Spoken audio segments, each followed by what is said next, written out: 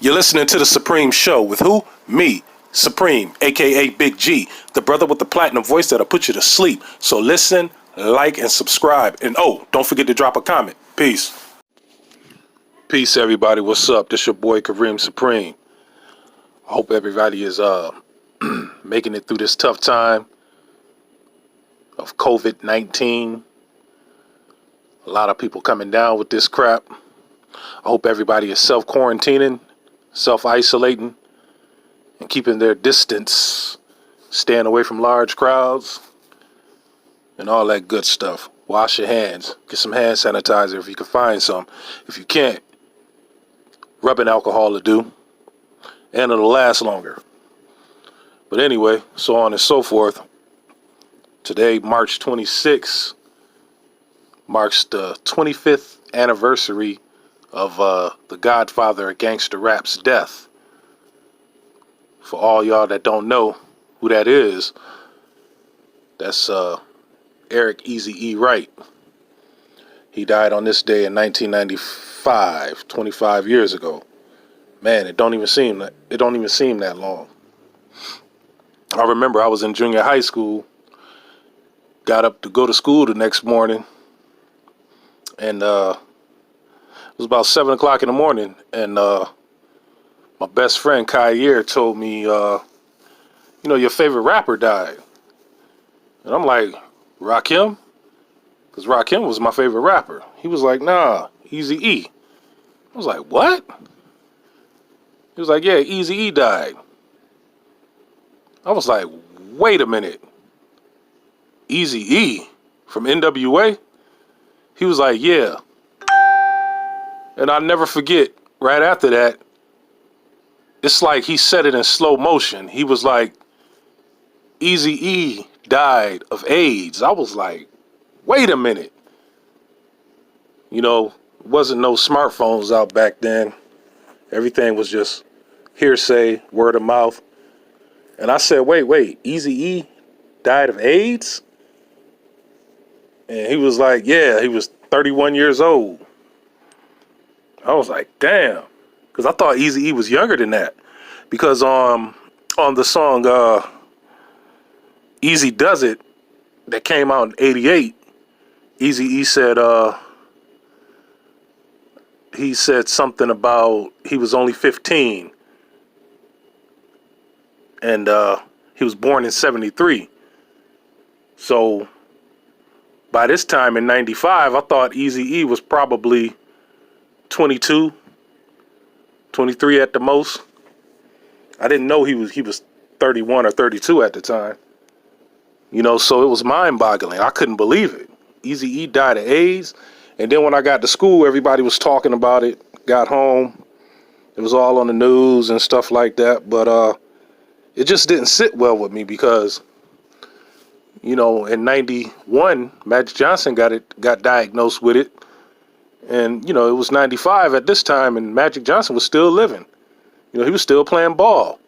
So I'm like, something ain't right. Something ain't right about this Eazy-E dying of AIDS crap. It just never sat well with me. And I want to back up to 1991 a little bit. This is what they left out of the Straight Outta Compton movie. Eazy-E had got an invitation to the White House to have dinner with President Bush, a Republican. I don't know if y'all heard anything about this, but Google it if you will. That's what most people do anyway. They Google everything, especially these millennials. They don't take nobody's word for nothing. They Google it, and then you can't really go off of Google. You got to do research. You got to go to multiple different sites, and you got to read comments that people make and research newspaper clippings. But anyway, yeah, Eazy-E, he used to make a lot of donations to different charity organizations for children because he loved children. And he had about 6 of his own, but he loved children. And he was on this support group, so to speak, called Athletes and Entertainers. They used to make a lot of donations to children organizations and so on and so forth. But a group of Republicans, they had a committee and they selected the top donors. And like I said, it wasn't on internet out back then, and if it was, it wasn't as advanced as it is today. So they just select a bunch of names that came up on their computer or whatever, and Eric Wright was one of the names they selected. They had no idea it was Eazy-E. They didn't know who he was until he showed up with his manager Jerry Heller in the nation's capital. And so Eazy-E thought it was funny. He said, "Ha ha! I spent $1,500 for $1 million worth of press," because a lot of people was like, "Oh shoot!" When he got to D.C. and he got into when he got inside the ballroom, a lot of white conservatives, Republicans. They were all dressed up in the suit and tie, and they was looking at him like, what is this? What is this nigga doing here? He had on the King's hat and a leather coat. He had a jerry curl, and the young crowd was like, "Oh, that's Eazy-E," Before he even walked in the room, they were saying, "Yo, that's Eazy-E." He was signing autographs and stuff. And so it pissed a lot of Republicans off. And this is where the rumor came in that maybe someone poisoned Eazy-E's food because he was there to have dinner with the president. You remember Ice Cube said, "I never have dinner with the president. I never have dinner with the president." He was talking about Eazy-E. But who knows? People come up with all kind of theories. Only God knows. But it never sat well with me. Excuse me, I'm a little hoarse from doing a show last night. It never sat well with me that he just instantly died of AIDS like that. It just didn't. I still have my doubts, and I'm gonna tell you why. But back to Eazy-E. He did have the dinner with a bunch of Republicans, approximately 1,200, and he thought the whole ordeal was funny, which it was, but he was immediately criticized. They were saying, "Oh, Mr. F the police had dinner with all these white Republicans and blah, blah, blah." This was after the fact. It went on for a long time. He shouldn't have been there, and why him? Why was he there? And who invited him? And blah, blah, blah. Who's going to take the responsibility for inviting him? They should have did more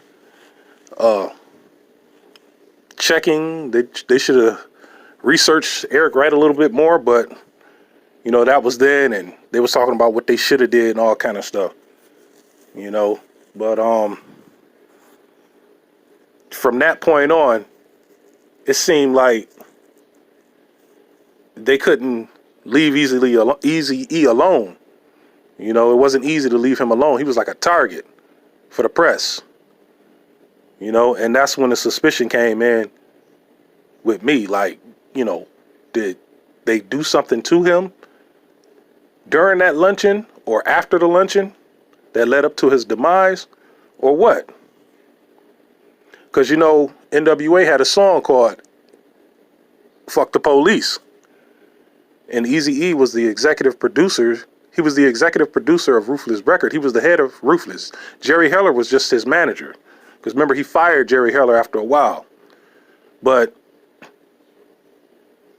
the FBI sort of like pointed the finger at Eazy-E because he was the oldest of the group. And,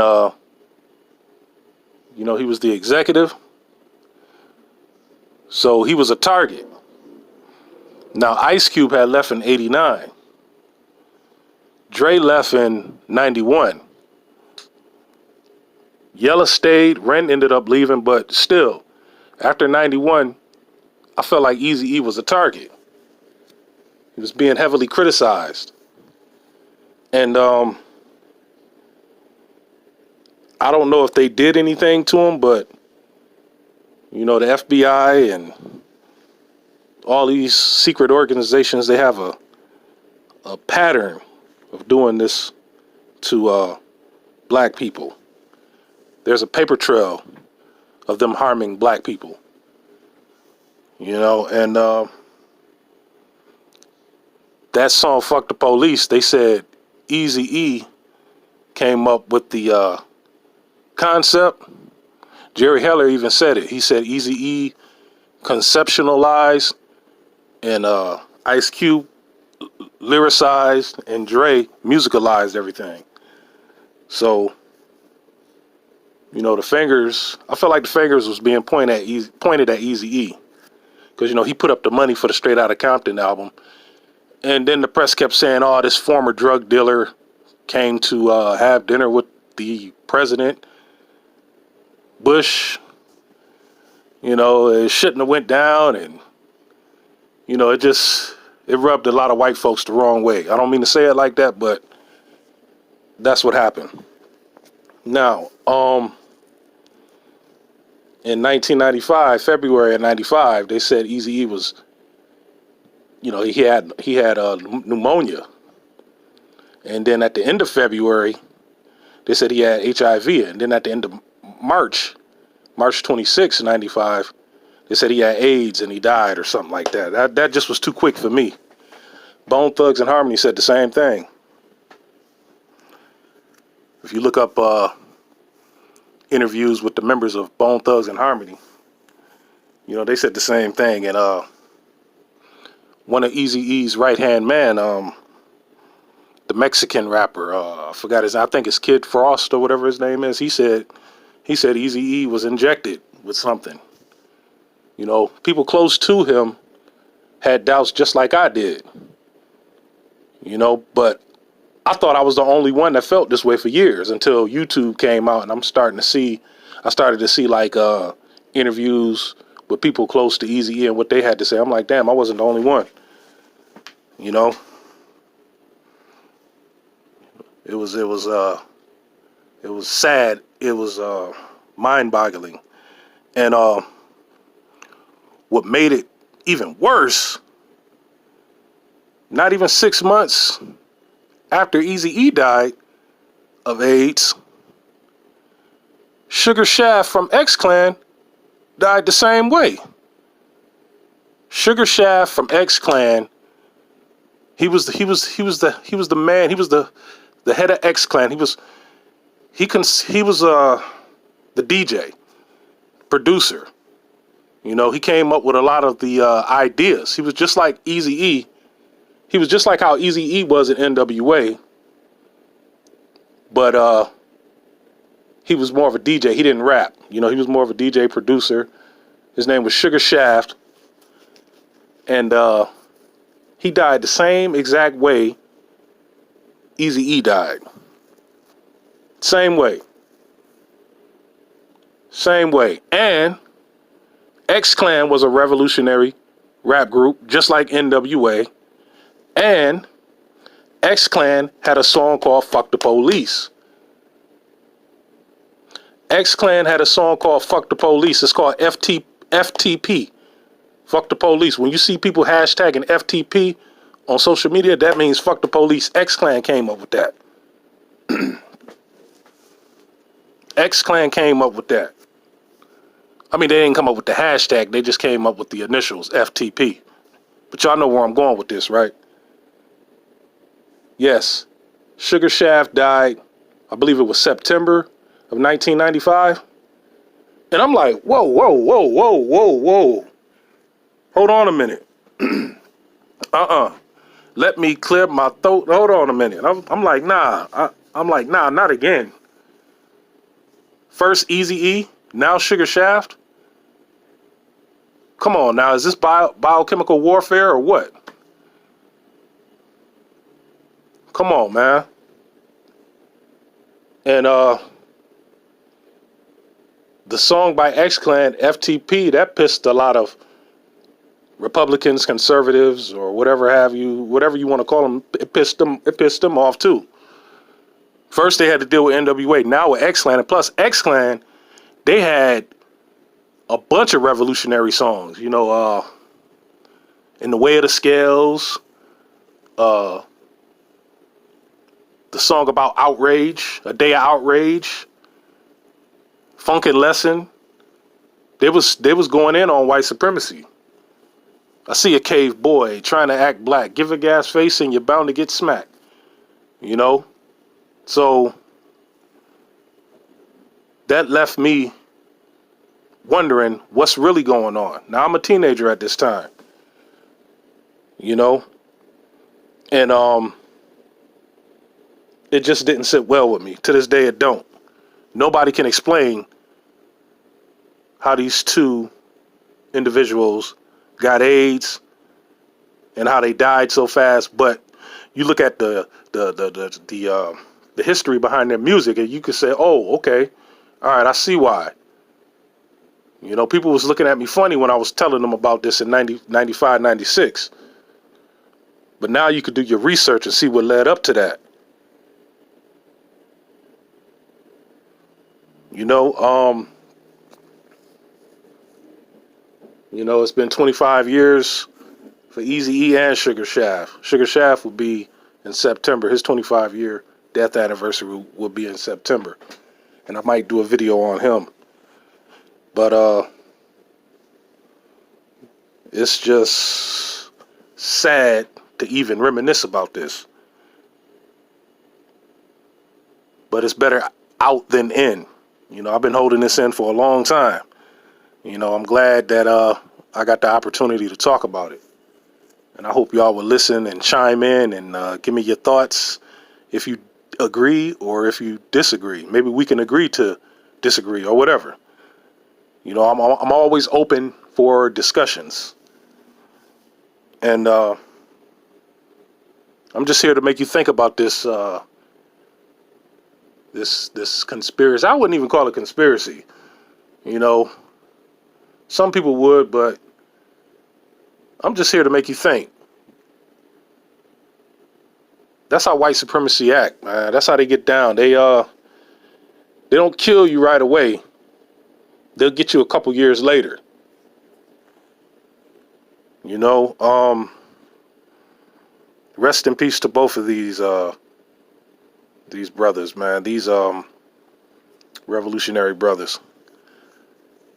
They gave the world the music that everybody else was scared to put out. You know, they spoke their mind. What they did then, we need these young artists to do now. Tired of hearing about booty shaking and drugs and pill popping, and if you think the booty's fat from the front, wait till you see it from the back. All that crap, man. I'm tired of that. We need a game changer. We need some revolutionary music. People say, oh, well, that's just them. They're young. Well, it's our job as the elders. Well, I wouldn't call us elders. We ain't that old, but we're older than these millennials. You know, I'm the last of the Generation X. We got to, you know, encourage them to put out more relevant content. You know, more conscious content. The males and the females. You know, all I hear from the female rappers is how much money they get from men and how many men they took away from girls, and it almost sounds like prostitution. And Jermaine Dupri said these new female rappers are like strippers on the mic. You know, but Sugar Shaft and Eazy-E, they'll always be here. They left a legacy of music behind for us to remember them by. You know, we can always revisit them by listening to their music. You know, that's 1995. That was a sad year. Because not only did Eazy-E and Sugar Shaft die, you got to remember, not even a week after Eazy-E passed, , Selena died. She was murdered. Y'all remember Selena? She was murdered. Not even a week after Eazy-E died. Not even a week later. And then the Oklahoma City bomber in Oklahoma, they blew up that building. He didn't act alone. Timothy McVeigh did not act alone. Killed all them kids in the daycare center. That was in '95. That 95 was a year that left a lot of people in a total state of melancholy. You know, poor Selena, she didn't have to die that way. Nobody had to die, but the way Selena was killed, it just, oh man, it was just terrible. It was sad. You know, and Jennifer Lopez, she played a good role. She played Selena very well in that movie. But let me know what y'all think.